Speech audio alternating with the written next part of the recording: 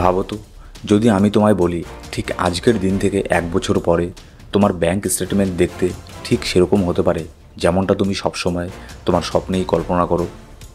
আর যদি বলি টাকার টানাপোড়েন, মাসের শেষে যা হয় সেই হিসেব কষা, দুশ্চিন্তা, এসব সব সময়ের জন্য শেষ হয়ে যেতে পারে, তুমি হয়তো বলবে মজা করছে, এ তো সব গল্প কথা। আর আমি বলবো না, এটা কোনো গল্প না। আমি এসেছি তোমায় একটা চ্যালেঞ্জ দিতে। 1 বছর, 365 দিন, আর সেই ল অফ অ্যাট্রাকশনের সিক্রেট টেকনিক নিয়ে, যেটা 99% মানুষ ভুলভাবে ব্যবহার করে।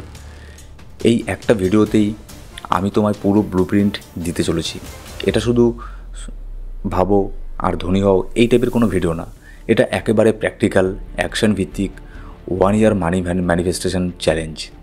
যদি তুমি এই চ্যালেঞ্জের জন্য রেডি থাকো, তাহলে চেয়ারে ভালো করে বসো, ফোনটা সাইলেন্ট করে দাও, কারণ আগামী কয়েক মিনিটে আমি তোমার আর্থিক দুনিয়াকে বদলে দিতে চলেছি চিরতরের জন্য। বন্ধুরা, আমাদের মধ্যে কতজন ল অফ অ্যাট্রাকশন সম্পর্কে শুনেছে, কত বই পড়েছে, ভিডিও দেখেছে? আমরা সবাই ভিজুয়ালাইজ করেছি, অ্যাফার্মেশন বলেছি, আমি ধনী, টাকা আমার দিকে নিজেই চলে আসে, ইটিসি ইটিসি। কিন্তু তারপর কিছুই হয়নি, তাই তো? আবার এতেই অনেকের কাজ হয়ে গেছে, এরকম অনেক কমেন্ট আমি এখানে পাই। কিন্তু তারপরেও অনেক কিছু তারা এখানে ম্যানিফেস্টেশন করতে পারে না, তারপরেও তাদের ম্যানিফেস্টেশন ঠিকঠাকভাবে হয় না। কিন্তু কেন? কারণ আমরা একটা বড় ভুল করে ফেলেছিলাম। আমরা ইউনিভার্সের কাছে টাকা চাইছিলাম, কিন্তু আমাদের নিজের ইনার সিস্টেমটাই সেই টাকার জন্য তৈরি হচ্ছিল না। মানে ল অফ অ্যাট্রাকশনের যে আর একটা ভাগ আছে, যেটাকে বলি হচ্ছে আমরা অ্যাকসেপ্ট, গ্রহণ করা, সেই গ্রহণ করার সিস্টেমটাকেই আমরা এখানে তৈরি করতে পারছিলাম না। একটা উদাহরণ দিই, আমাদের সবার মাথার ভেতরে একটা অর্থনৈতিক থার্মোস্ট্যাট বসানো আছে, মানে একটা ফাইন্যান্সিয়াল থার্মোস্ট্যাট। এই থার্মোস্ট্যাট আমাদের সেই সীমা নির্ধারণ করে আমরা কত টাকা নিয়ে স্বস্তি অনুভব করি। ধরো, তোমার এই থার্মোস্ট্যাট সেট করা আছে মাত্র 500 টাকাতে মাসে। তুমি যতই ভিজুয়ালাইজ করো, যতই পরিশ্রম করো, তুমি শেষমেশ দেখবে আবার সেই 500 টাকার লেভেলেই তুমি ফিরে যাবে। আর যদি হঠাৎ অনেক টাকা এসেও যায়, তাও সেটা কোনো না কোনোভাবে খরচ হয়ে যাবে। এই থার্মোস্ট্যাট তৈরি হয় আমাদের শৈশবের অভিজ্ঞতা থেকে, আমাদের বাবা মায়ের টাকার প্রতি দৃষ্টিভঙ্গি থেকে, সমাজ কী বলছে সেসব থেকে। আর যতদিন না আমরা এই অন্তরের, আমাদের ভেতরের থার্মোস্ট্যাটের সেটিংকে বদলাবো, বাইরের কিছুই বদলাবে না। সমস্যা আসলে টাকার অভাব নয়, সমস্যা হচ্ছে মানি মাইন্ডসেটের অভাব। আর আজ আমরা সেই থার্মোস্ট্যাটকে রিপ্রোগ্রাম করতে চলেছি। এই চ্যালেঞ্জ শুধু টাকা রোজগারের নয়, এটা নিজেকে একটা মানি ম্যাগনেট বানানোর চ্যালেঞ্জ। এই 1 ইয়ার চ্যালেঞ্জ কীভাবে কাজ করে? আমি এটিকে 4টি সহজ অংশে ভাগ করেছি, প্রতিটা অংশ 3 মাসের। পুরোটা যেন একটা গেম, লেভেল আপ করতে হবে তোমাকে। প্রথম 3 মাস মানে বছরের প্রথম কোয়ার্টার, আমাদের যে সিস্টেম আছে সেটাকে শক্ত করতে হবে। এই 3 মাসে আমাদের ধনী হওয়ার দরকার নেই, আমাদের ধনী হওয়ার যোগ্য হতে হবে। আমাদের লক্ষ্য হবে আমাদের মনের মাটি উর্বর করে তোলা। অ্যাকশন নম্বর 1, টাকার পুরনো ফাইলকে ডিলিট করা। একটা ডায়েরি নাও, সেখানে লিখে ফেলো সেই সব বিষাক্ত কথা যা তুমি ছোটোবেলা থেকে টাকা নিয়ে শুনে এসেছো।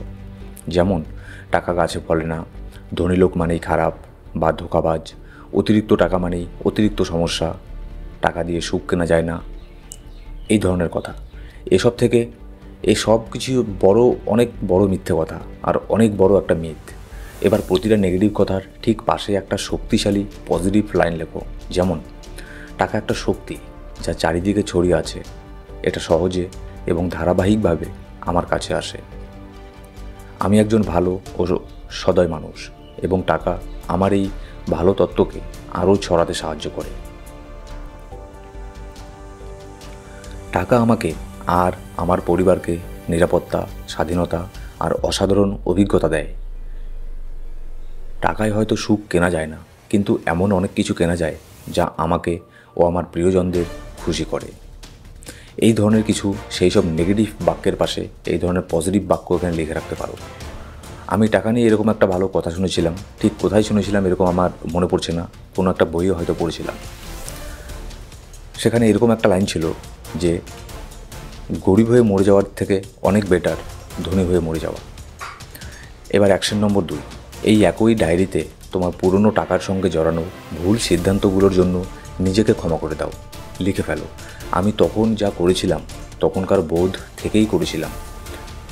আমি নিজেকে ক্ষমা করি এবং সামনে এগিয়ে যাওয়ার জন্য আমি নিজেকে মুক্ত করছি। এই বোঝা নামানো ভীষণ দরকার।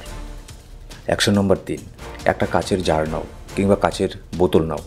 প্রতিদিন চাও 1 বা 100 টাকা কিছু একটা তাতে রাখো, কিন্তু এভাবে রেখো না যে ওটা ফেলে রাখলেই চলবে না। সম্মানের সাথে রাখো, পয়সাকে সম্মান দাও। টাকা রাখার সময়ে বলো, আমি একটা মানি ম্যাগনেট, আমার এই জার সবসময় ভরেই থাকে। ইউনিভার্স আমার জন্য নতুন নতুন দরজা খুলে দিচ্ছে। ধন্যবাদ ইউনিভার্স, ধন্যবাদ। এই জারটা তোমার সাবকনসিয়াস মাইন্ডকে রোজ সিগন্যাল দেবে তুমি টাকা পেতে প্রস্তুত। এবার দ্বিতীয় কোয়ার্টার, মানে চতুর্থ থেকে 6 মাস পর্যন্ত। এই পর্যায়ে আমরা স্পষ্টতা সহকারে নতুন বীজ বপন করব, আর প্রতিদিন সেই বীজে ইমোশনের জল দেব।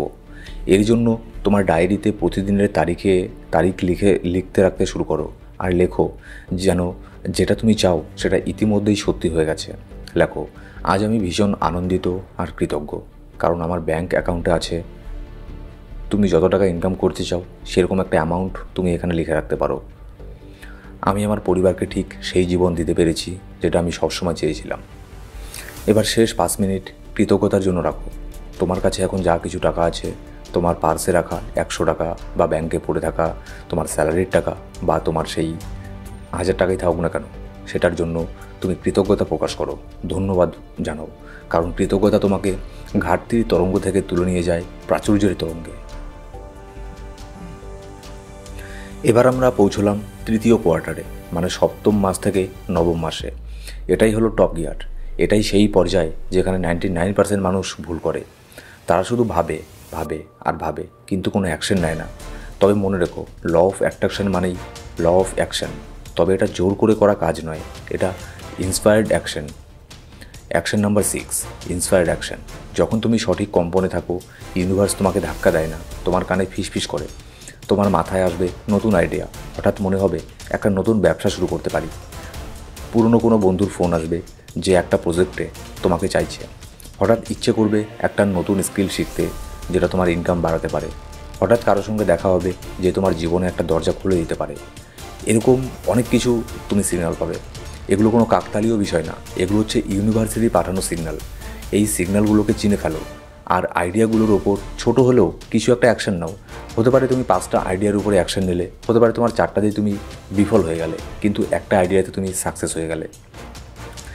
একটা ইমেল পাঠাও, একটা ফোন কল করো, কোনো কোর্সে এনরোল করো। যখন তুমি ইন্সপায়ার্ড অ্যাকশন নাও, কাজটা কষ্টকর লাগে না, একটা খেলা মনে হয়। আর তখন ইউনিভার্স বুঝে যায় তুমি সত্যিই সিরিয়াস। অ্যাকশন নাম্বার 7, ছোট ছোট সাফল্যকে উদযাপন করো। তুমি যদি হঠাৎ 500 টাকা বাড়তি পেয়ে যাও, বলবে না উফ মাত্র 500 টাকাই পেলাম, না, বরং সেটা উদযাপন করো। সেটাকেই বড় করে ভাবো। নিজেকে একটা ভালো কফি দাও, একটা সিনেমা দেখো। এতে ইউনিভার্স বুঝবে ও এত খুশি হচ্ছে, কৃতজ্ঞ হচ্ছে, তাহলে ওকে আরও পাঠানো যাক। এবার পৌঁছে গেলাম শেষ কোয়ার্টারে, মানে 10 থেকে 12তম মাসে। এখানে তুমি মাস্টারি অর্জন করতে শিখবে। এখন তুমি ফ্লোতে ঢুকে পড়েছ, তোমার চেষ্টা লাগছে না, কারণ এটা তোমার অভ্যাস আর পরিচয় হয়ে গেছে। Action number 8, let go and receive, মানে ছেড়ে দাও আর গ্রহণ করো। এটা একেবারে প্রজাপতির নিয়ম। তোমার লক্ষ্যে একদম আঁকড়ে থাকো না, কবে হবে, কীভাবে হবে এই নিয়ে চিন্তা বন্ধ করো। এটাকেই বলে দ্য প্যারাডক্স অফ ডিট্যাচমেন্ট। তুমি যত শক্ত করে প্রজাপতিকে ধরবে ততই সে মারা যাবে, কিন্তু যদি তুমি হাত খোলা রাখো, সে নিজে থেকেই তোমার হাতে এসে আলতো করে বসে পড়বে। তুমি তোমার কাজ করে ফেলেছো, এবার ইউনিভার্সকে তার কাজ করতে দাও, বিশ্বাস রাখো। অ্যাকশন নম্বর 9, দান করো। টাকা একটা শক্তি, আর শক্তি সবসময় বয়ে চলতে চায়। তুমি যদি তোমার আয়ের 1%, 5% কিংবা 10% দান করো, সাহায্য বা ভালো কাজে ব্যয় করো, তবে ইউনিভার্স বুঝে যায় তোমার কাছে এত টাকাই আছে যে তুমি অন্যদেরও দিচ্ছ। তুমি ঘাটতির মানসিকতা ছেড়ে প্রাচুর্যের মানসিকতা নিচ্ছ। তোমার যেই হাত দিয়ে দাও সেই হাত দিয়েই নেওয়ার জায়গাও তৈরি করছো। তবে এই পথটা সহজ হবে না। মাঝে মাঝে 3টে বড় বাধা আসবে যেগুলো তোমায় থামাতে চাইবে। প্রথম বাধা হচ্ছে সন্দেহ।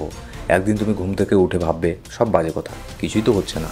তখন লড়াই করো না, বলো ঠিক আছে, তোমার কথা শুনলাম, তবু আমি আমার 20 মিনিটের ভাইব্রেশনাল ওয়ার্কআউট করব। আমি যেগুলো করছি সেগুলোকে করেই যাব, নিজের কাজ চালিয়ে যাও। দ্বিতীয় বাধা, অধৈর্যতা। তুমি ভাববে 3 মাস হয়ে গেল, কিছুই বড় কিছু হলো না। বন্ধু, একটা বাঁশ গাছ 5 বছর মাটির নিচে শুধু তার শেকড়কে তৈরি করে। ওই সময় বাইরে থেকে কিছুই দেখা যায় না, কিন্তু তারপরে মাত্র 6 সপ্তাহে 90 ফুট পর্যন্ত বেড়ে যায়। তুমিও সেই শেকড়কেই তৈরি করছো। ধৈর্য ধরো, সময় লাগবে। তৃতীয় বাধা, তুলনার বিষ। তুমি সোশ্যাল মিডিয়ায় দেখবে ওই লোক কত ইনকাম করছে, আমার ওই বন্ধু এত ইনকাম করছে, আমার তো কিছুই হচ্ছে না। এগুলো ভুলে যাও, এগুলো কিচ্ছু ভালো লাগে না।